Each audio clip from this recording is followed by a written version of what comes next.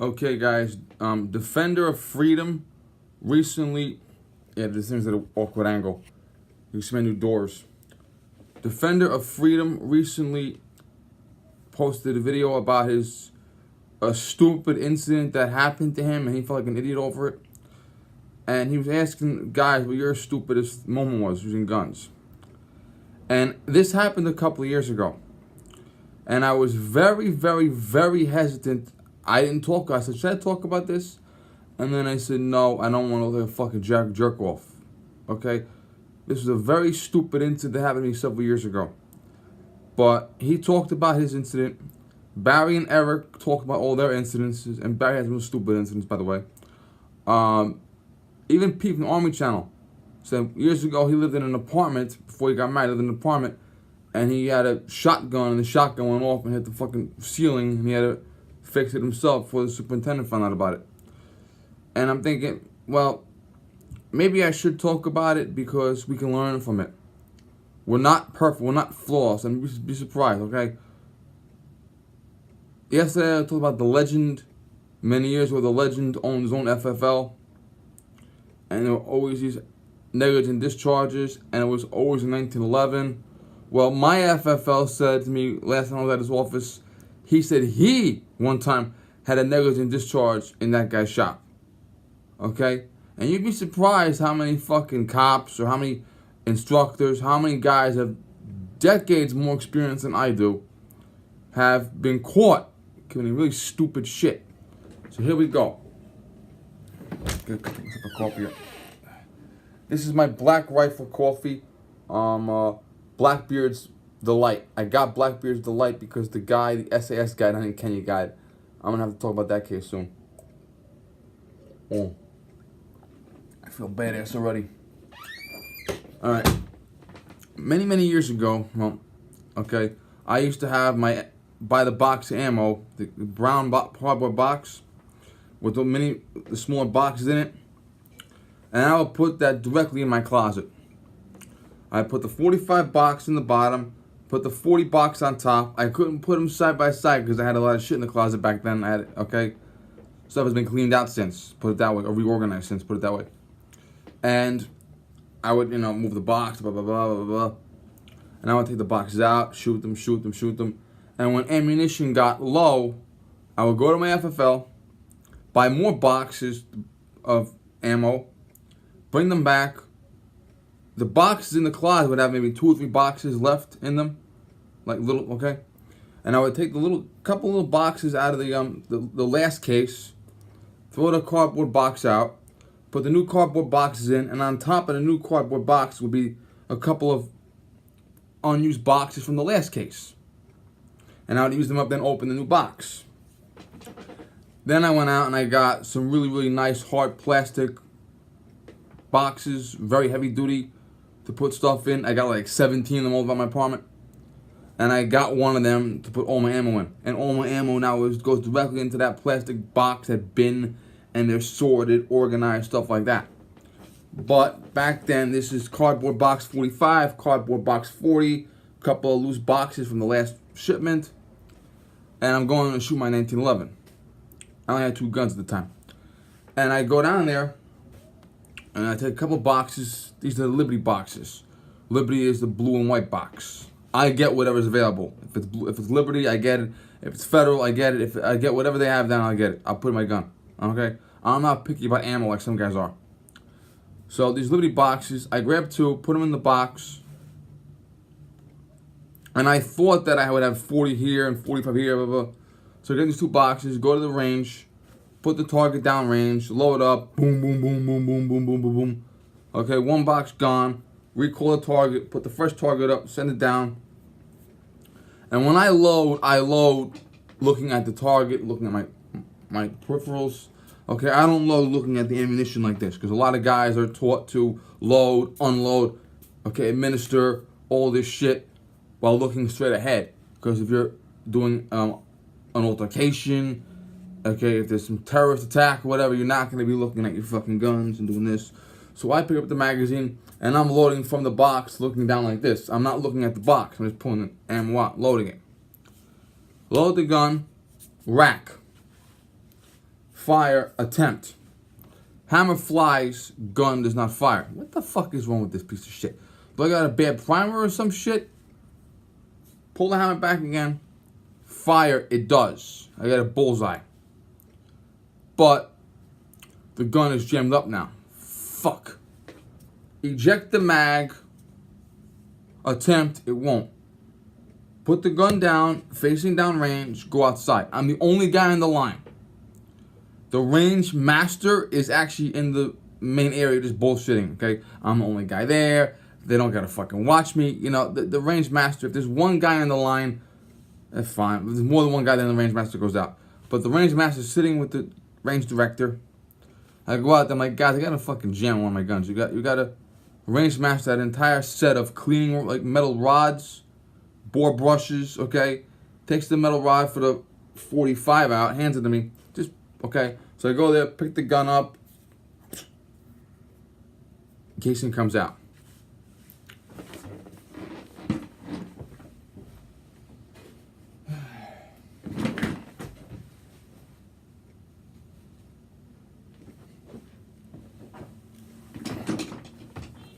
Ready?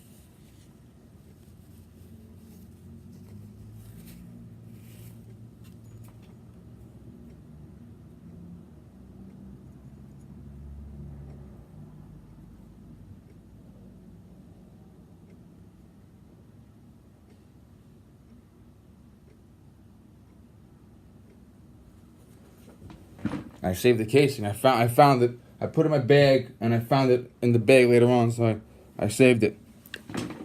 See that casing? That was a 40 caliber casing. I had a 45 box of Liberty and a 40 box of Liberty next to each other in the closet on top of the brown boxes. And I grabbed the wrong boxes by accident. I had one box here, and I must have mixed them up, or I must have one box on top of the other, but I somehow pulled out the wrong boxes. First box was 45, fired flawlessly. Second box was 40. And I loaded a 40 in a 45 and fired it out of a 45 by accident. And that was the casing. Here's the problem. If that was any gun other than a 1911, well, maybe a solid steel 6 Sauer, I don't know, but if that was a polymer gun, I would have lost my fingers. The only reason why my hand is still good is because that was a 1911. A solid steel 2.5 pound 1911 that took the punishment for me. Okay? Any other gun in the world, definitely a polymer gun. Maybe not a solid steel, hardcore, mil-spec bullshit, but any polymer gun would have blown up on me. And I would have lost the gun, and I would have had a problem with, I would have blown up a fucking finger or some shit. Okay? So, thank you, Mr. Browning in heaven. Okay? Because, yeah. And that's what I said. I literally said, thank you, Mr. Browning in heaven, because he made that gun so fucking strong that decades after he's dead, my fingers are still here.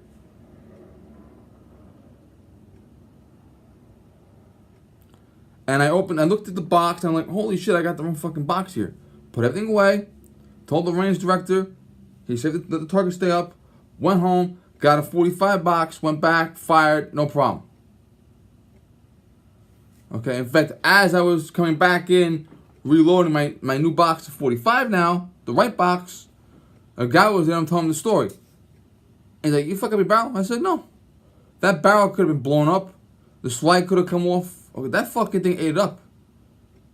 It would not eject. I had to eject it with the rod, but that fucking thing stayed still.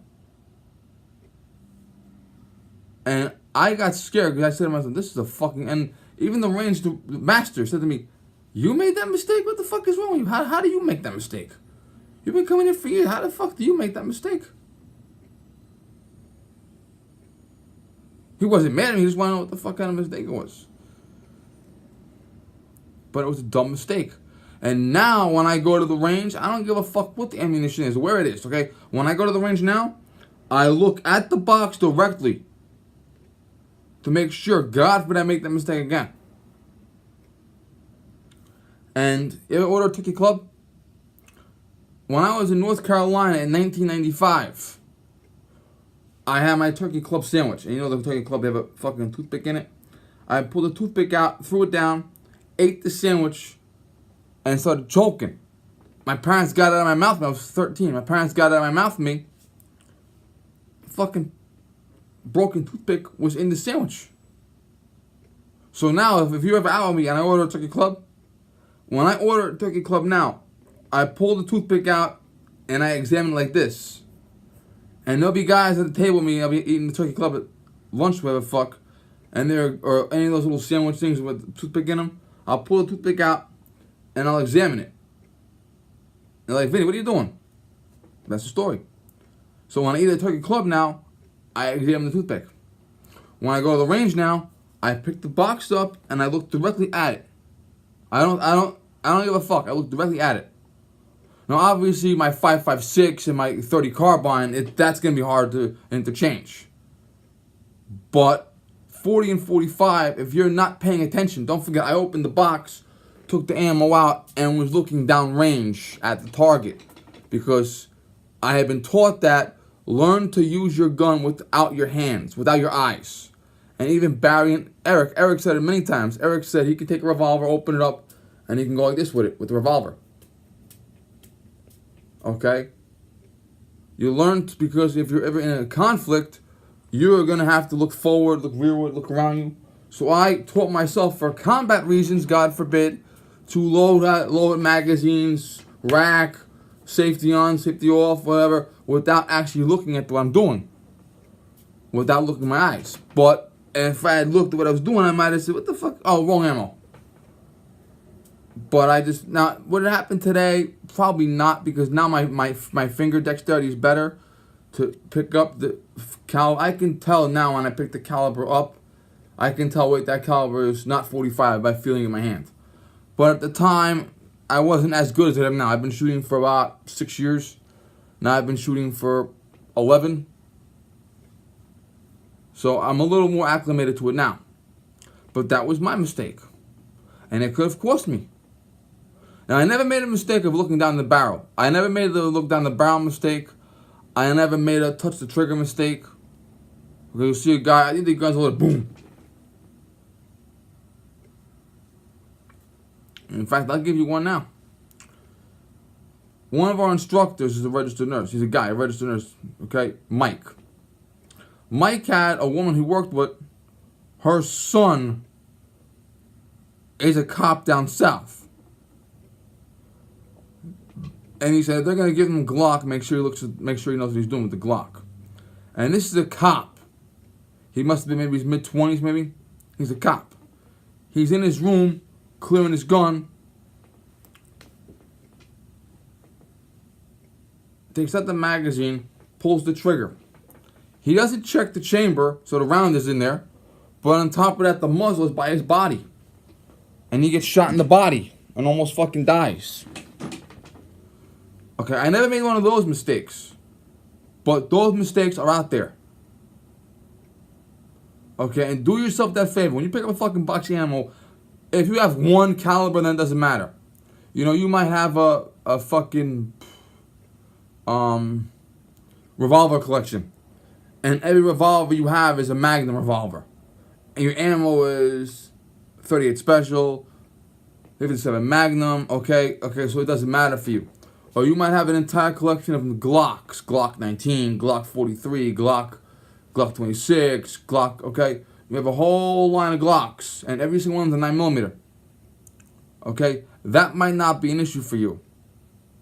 But if you have handguns that are of multiple calibers, like a lot of us do, guys will buy a bunch of 9mm Glocks, then they'll buy a bunch of 45 ACP 1911s, okay? You have to be careful if your ammo is mixed up, God forbid. So just be advised, these mistakes are out there.